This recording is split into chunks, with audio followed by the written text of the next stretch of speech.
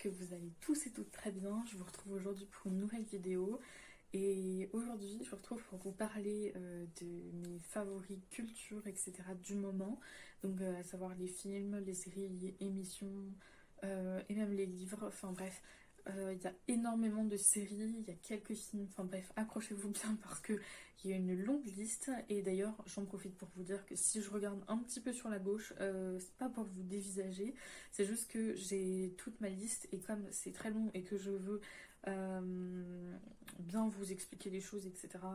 Et ne rien rater, en fait, ne rien oublier de vous dire, et ben du coup, je me suis fait une petite liste. Donc voilà, si je regarde à gauche, c'est juste pour ça, mais voilà. Du coup, c'est parti. Si vous voulez voir dans la suite de cette vidéo et mes recommandations niveau culture, et ben c'est parti. Alors, niveau série, déjà, pour commencer, on a Virgin River. C'est une série que j'ai vue, si je me souviens bien, début avril. Et j'étais assez surprise, j'ai beaucoup aimé. En fait, c'est une femme qui atterrit dans une toute petite ville qui est un peu comme une sorte d'endroit paumé. Il faut savoir que cette femme-là, elle a tout plaqué pour venir s'installer dans ce petit village-là, enfin, dans cet endroit-ci qui se nomme Virgin River. Donc c'est le nom de la série, comme vous avez compris. Il va se passer beaucoup de choses. Et puis, petit à petit, on va découvrir pourquoi elle a déménagé. Et pourquoi surtout elle a déménagé si précipitamment. Enfin bref, je trouve que l'histoire et les personnages sont vraiment touchants. Et ça donne envie d'être regardé, etc. Il me semblait-il qu'il y a 3 saisons. Donc franchement, je ne peux que vous recommander. C'est une série qui se regarde bien, qui est ni trop pénible, je veux dire ni trop prise de tête, ni trop pénible à regarder dans le sens où on se fait chier. Vous voyez ce que je veux dire? Donc voilà, et elle est trouvable sur Netflix. Ensuite, je pense que vous en aurez tous plus ou moins déjà beaucoup entendu parler ces dernières semaines, mais la série Qui a tué Sarah, c'est l'histoire d'une adolescente qui meurt dans un accident assez tragique de parachute ascensionnel euh, lors d'une sortie en bateau avec tous ses copains. Et en fait, il va y avoir de nombreux rebondissements tout au long de la série à découvrir et toute une histoire autour de cette adolescente-là qui est morte, qui est vraiment plutôt bien réalisée. Et donc voilà, il y a pour le moment 3 saisons. Et donc, le but de l'histoire est de. En fait, il y a des rebondissements tout le temps. On ne sait jamais qui a vraiment tué Sarah. Ça se trouve aussi sur Netflix. Bon, maintenant, on va parler d'Ozark. Blanchiment, meurtre, menace, ennui, drogue, cartel, Mexique. Est-ce que ça vous parle un peu? Donc voilà, c'est principalement de ça que traite la série en compagnie de la famille Bird, à savoir Marty avec sa femme Wendy et leurs 2 enfants. Pareil, il y a beaucoup, il se passe pas mal de choses. Et il faut savoir que cette famille Bird, elle a changé de vie pour le meilleur, ou plutôt pour le pire, et vous allez comprendre pourquoi. Et c'est une série qui... alors moi, la seule chose qui me fait dire que j'aime moyennement, c'est que c'est une série qui est très sombre et parfois hyper chelou. euh, et très décousue de la réalité, si je puis dire. Donc voilà, mais franchement ça vaut le détour, c'est une très bonne série, il y a plein de rebondissements, c'est pareil. Et pareil, c'est sur Netflix. On a ensuite la série Family Business, et si vous ne connaissez pas encore, je ne peux que vous dire d'aller foncer, regarder. Moi j'adore parce que c'est une série qui est marrante et ça se regarde vraiment tranquillement, sans prise de tête. C'est en fait un jeune qui veut monter sa start-up, sa boîte, mais ça s'avère être quelque peu un échec, et vous allez le découvrir aussi. Et en fait, il va essayer de concrétiser un projet assez innovant.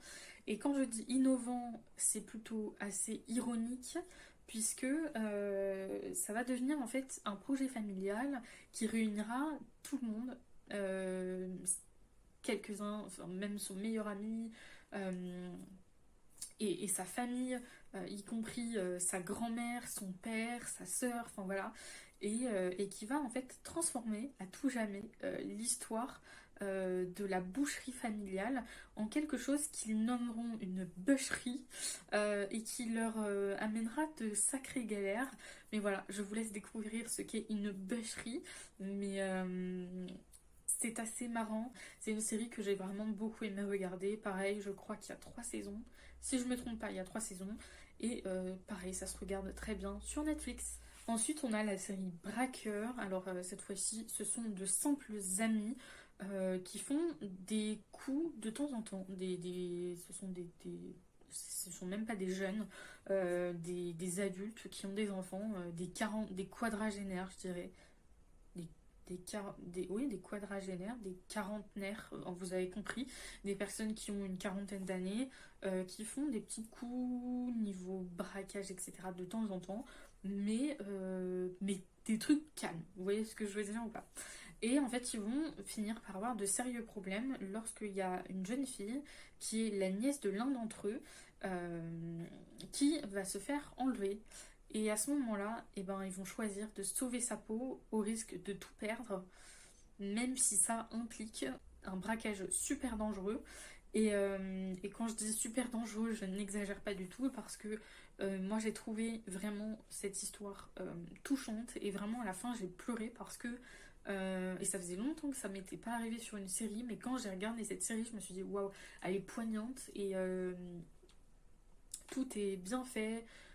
Et enfin voilà quoi, et c'était vraiment une très bonne série, et pareil, ça se regarde sur Netflix, mais c'est vraiment une série touchante, donc foncez la voir. Moi je trouve que ça fait partie vraiment des gros coups de cœur de l'année 2021-2022. J'ai vraiment adoré regarder cette série. On passe maintenant au guide astrologique des cœurs brisés. En fait, il s'agit d'une jeune italienne, je crois que c'est tourné à Rome. C'était mon impression en tout cas dans la série. C'est une jeune italienne qui s'inquiète de son avenir amoureux. Voilà, ça va tourner autour de ça tout le long de la série et pourtant c'est très très chouette à regarder parce qu'en fait elle ne digère toujours pas sa rupture avec un de ses collègues qui s'est d'ailleurs remis en couple au fur et à mesure de la série, vous allez le découvrir, et qui lui a refait sa vie. Et elle ne digère pas du tout ça. Et en fait, elle travaille dans une entreprise qui produit des émissions animées à la télé, on va dire. Et elle est brillante dans son domaine. C'est un peu genre, vous voyez les radios quand on propose un truc qui sort du commun, genre, je sais pas moi, je sais pas, une émission de radio particulière. Mais là, c'est la même chose, mais façon télé. Et en fait, elle est vraiment très brillante dans ce domaine. Et là, elle va rencontrer celui qui va devenir son meilleur ami, Tio, et avec qui elle va en fait développer une nouvelle idée d'émission où se croiseront l'astrologie et l'amour. Et donc voilà, qui ou plutôt quel signe astrologique sera compatible avec elle pour vivre enfin l'amour avec un grand A, ben je vous le laisse le découvrir dans cette série. Franchement, moi je trouve que c'est une série qui est agréable à regarder, et qui est cool, qui est détente. Pareil, c'est chouette. Il y a 2 saisons. En plus, c'est pas très long, hein, c'est des petits épisodes d'une demi-heure, je crois, donc ça se regarde très très bien. Et pareil. Ensuite, la série Kids. Alors, c'est Kidsbull, le lieu parfait pour des vacances à la montagne et riche en rebondissements entre chalets, spa, fêtes, amitié et neige. Lizzie va essayer de venger la mort de son frère qui a eu lieu il y a déjà quelques mois, je crois que c'était il y a un an, en trouvant le responsable de cet incident, et elle va clairement lui faire payer. Je vous laisse le découvrir, pareil, sur Netflix. C'est vraiment une chouette série. Je dirais pas que c'est ma préférée, mais j'ai surtout adoré les décors et la façon dont c'était filmé. Ensuite, on a Sex Life. Qu'est-ce qu'elle va choisir? Un mari sécurisant ou un amant frissonnant? Cooper ou Brad? L'un ou l'autre. Bref, Billy va tout remettre en question. Toute sa vie sera remise en question. Tous ses choix seront remis en question. Un mari, une maison, 2 enfants, est-ce que c'est réellement la vie qu'elle souhaitait? Donc où ça va la mener, c'est une très bonne question et c'est ce que vous verrez dans cette série. Mais vraiment c'est une série que j'avais beaucoup aimée et pareil, elle est à regarder sur Netflix. Il s'agit d'HPI, Morgane Alvaro, 38 ans, mère de 3 enfants de 2 pères différents. Et attention, c'est important. Et puis en fait son quotidien bascule après avoir fait simplement du ménage dans une pièce et va basculer tout son avenir professionnel. Ça va changer du tout au tout en devenant consultante chez les flics. Et vous me direz, mais comment elle s'est retrouvée là? Bah, y a une bonne raison. Si Morgane se retrouve ici chez les flics alors qu'elle déteste les flics, c'est tout simplement parce que du ménage qu'elle a fait précédemment, elle a trouvé des photos d'une enquête en cours, mais impossible pour elle de ne pas regarder et de ne pas toucher. Morgane, elle est HPI, elle a 162 QI et il est impossible pour elle de ne pas regarder. Il est impossible pour elle en fait de fermer l'œil tant que cette énigme, cette enquête n'a pas été résolue. Donc voilà, désormais elle va passer toutes les scènes de crime au crible pour trouver le responsable et résoudre chaque nouvelle enquête sur son chemin. Voilà, c'est une série que j'adore, c'est une actrice que j'adore, qui joue dans plein de trucs et que j'adore à chaque fois, que ce soit ça, Safe, le bazar de la charité, je trouve qu'elle joue très bien et ça vraiment pour moi c'est son meilleur rôle. Et voilà, ça se regarde sur TF1 et c'est vraiment trop bien, j'adore cette série. Ensuite, j'ai regardé Safe. Alors, c'est pas une série très récente, je crois que ça date de 2019 ou 2018, quelque chose comme ça. C'est une série qui est adaptée de Harlan Coben, je crois, des bouquins de Harlan Coben. Et je trouve que les séries qui sont adaptées de ces bouquins, lui, elles sont très très bien. Il s'agit de Tom qui a perdu sa femme il y a quelques temps et il vit seul avec ses 2 filles, son chagrin, on va dire, dans une résidence assez calme et protégée. Mais voilà, il va y avoir une de ces 2 filles qui va soudainement disparaître. Et là, tout l'équilibre de Tom va être remis en question. Et voilà, depuis, des secrets vont ressurgir, dignes d'un passé mystérieux, un peu lourd quand même, et aux couleurs de l'assassinat, de disparition, d'adultère. Et en fait, on va se rendre compte qu'il se passe pas mal de choses et que on est loin de la surprise finale. On découvre des choses à chaque fois et Tom va devoir réussir en fait, coûte que coûte, à protéger sa famille du danger. Ensuite, on a Working Moms. Ça fait quelques années que j'aime bien regarder cette série, même si je trouve que d'année en année, à chaque fois qu'il y a une saison qui sort, je suis un peu déçue par rapport à la première. Je trouve que c'est de moins en moins bien. Après, peut-être que c'est parce que aussi j'ai de plus en plus d'attentes niveau série parce qu'on en regarde beaucoup et que du coup on attend des trucs de ouf à chaque fois. Mais voilà, ce sont des femmes, des mères, parfois des amies, des bosseuses, des épouses. Et c'est ça, les working moms en fait. Kate, Jenny, Frankie et bien d'autres. Et ben je vous laisse découvrir leur histoire parce que franchement, je trouve ça franchement très marrant et très... Ouais, c'est vraiment le mot quoi. C'est marrant, mais c'est con aussi. Genre, mais c'est léger quoi. C'est vraiment léger. Ensuite, on a la série Bienvenue à Eden. J'ai bien aimé. Après, je dirais pas que c'est mes trucs préférés, mais j'ai bien aimé. Ça va. Pour ce groupe de jeunes invités à une soirée qui a été, on va dire, organisée par certaines personnes et qui ont sélectionné les personnes qui vont à cette soirée, les jeunes qui vont à cette soirée.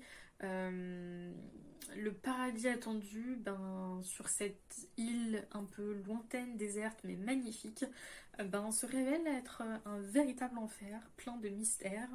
Et ben, ils sont pris au piège. Voilà, je vous laisse regarder ça sur Netflix. C'est une chouette série, franchement, c'est à regarder. Je dirais pas que c'est ma préférée, hein, pas du tout, mais par contre j'ai beaucoup aimé.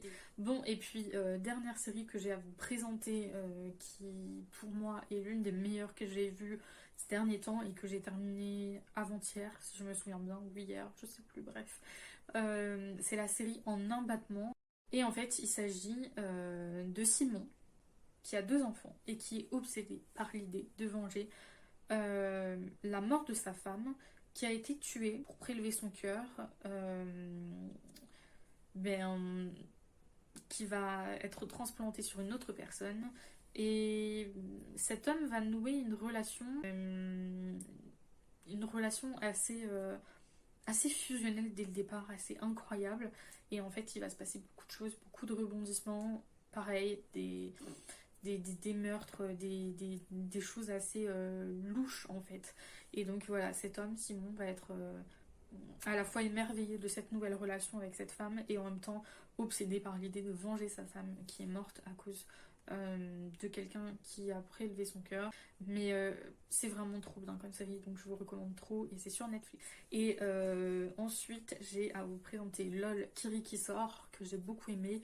Je sais pas si on peut dire que c'est une série, mais en tout cas, j'ai trop aimé, c'est trop drôle, c'est très léger, c'est très simple, on va dire. Donc en fait, vous avez 10 comédiens qui sont dans la même pièce. 10 comédiens que d'ailleurs vous connaissez peut-être Audrey Lamy, n'importe quoi, Alexandra Lamy, Inès Reg, enfin bref, plein de personnes que vous connaissez probablement. Et en fait, ils vont devoir faire de leur mieux pour ne pas rire, au risque d'être éliminés de la compétition et donc de sortir de cette fameuse pièce. Mais en même temps, ils vont devoir faire rire les autres, ils vont devoir amuser les autres qui font partie de la même pièce. Et le but, c'est d'être éliminé le dernier. Il ne faut pas rire pendant 6 heures, je ne sais pas si vous imaginez 6 heures. Donc voilà, ils vont s'affronter dans cette pièce et celui qui rit perd la partie. Celui qui ne rit pas du tout gagne la partie et c'est sur Amazon Prime. Au niveau film, maintenant, ces derniers temps, j'ai regardé quelques films, j'en ai pas regardé plein, mais dans mes coups de cœur, on a Appel inconnu. Donc voilà, c'est un homme, Carlos, qui, comme chaque matin, est gérant d'une banque et qui emmène ses enfants à l'école avant de se rendre à son travail. Sachant que c'est un peu compliqué avec sa femme, ils sont plus très bien ensemble et ça se voit dès le début, ça se voit, hein, donc je vous apprends rien. Et sur la route, il va avoir un coup de fil qui l'informe qu'il a la journée pour réunir une grande somme d'argent ou sinon sa voiture explosera. Et il y a ses enfants dedans en fait. Et donc j'ai vraiment bien aimé ce film qui pourtant date de 2015 et qui est sur Amazon Prime. Ensuite, on a le film Geostorm. C'est grâce à une coopération donc entre plusieurs États qu'un réseau de satellites contrôle désormais le climat et qui protège les populations du monde entier jusqu'à ce que le dispositif se dérègle complètement et que ça crée de grosses conséquences vraiment très graves. Donc est-ce qu'il s'agit simplement d'une mauvaise mise à jour? Et alors là s'engage du coup une véritable course contre la montre pour sauver tout le monde. Voilà, et ça se regarde sur Amazon Prime.